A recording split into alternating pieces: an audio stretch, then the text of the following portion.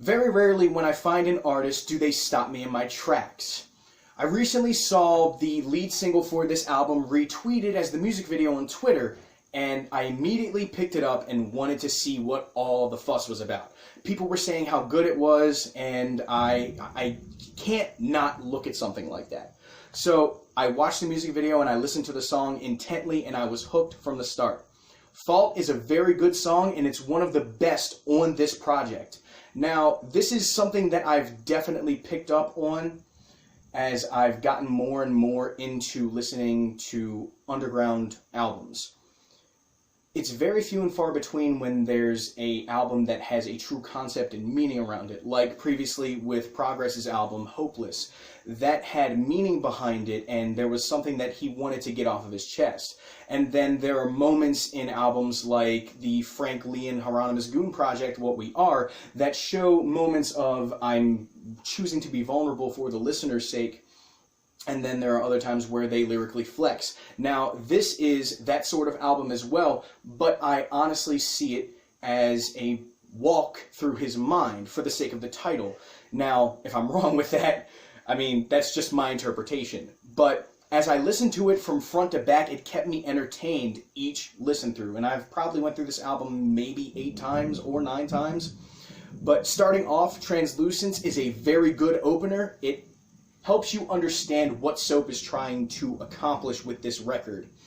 He says, I'm trying to be level-headed with positivity, as the opening line. And I think that's extremely important because a lot of artists nowadays, some of them fabricate that they're either mentally ill or depressed, and not a lot of them truly know what it's like. But when you hear someone actually tell what it's like to be at the bottom, you can understand where they're coming from. You can hear it in the way that they are describing the situation. Because when you talk about something so in-depth, you can really understand what they've gone through, at least from them conveying it to you as the listener. Now, as the project goes on, one of the features that really caught my eye was River with Mondo the Moonrock. I had recently heard of this guy earlier in the year, and I listened to some of his stuff that he teased with an album that he's going to be bringing out soon, and I was hooked at that. But when he introduced himself on this song and then smoothly transitioned from this laid-back, gruffy voice to, I'm going to smack you with this vocal overlay, it was very good. The cerebellum line as you used to kick in when everybody started just... that's the kind of thing that will start a mosh pit at a show. And I really enjoyed that track. You guys did a phenomenal job on that. Another one that really stood out to me was Wither 2 with John Voight. Something that Soap said on the song actually resonated with me personally. Now, granted, it takes me back to high school, but it still resonated with me when he talked about being in chemistry class, being one of the smartest people in there, and yeah, you know I failed. Because we all have those moments where we're in a class that we're taking, and we know that we have the intelligence to pass said class, but we don't want to tap into it because it's too irritating, or something along those lines.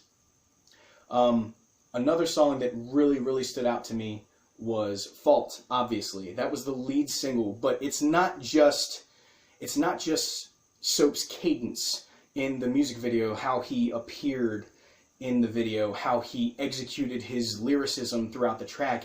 It was the production that made that song whole. Now, one of the things that it didn't have on it was a hook, and I think that was imperative to the understanding of what he's trying to convey. I really enjoyed that track.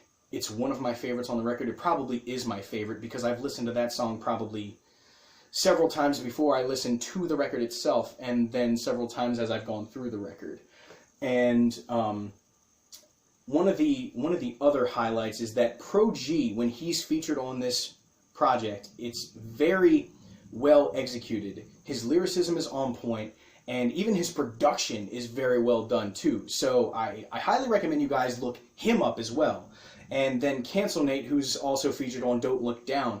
Everybody that's featured on this record is very talented. They are broad with their lyricism, and they don't come in with the same laundromat effect of, oh, here's the same thing that you heard 5 songs ago. They do everything they need to make the songs interesting. This is probably one of the most prolific releases I've heard this year, and I highly recommend you guys listen to it. And I'll leave the SoundCloud link below. I believe it's also on other streaming services. I'll be sure to double check that before I put this up.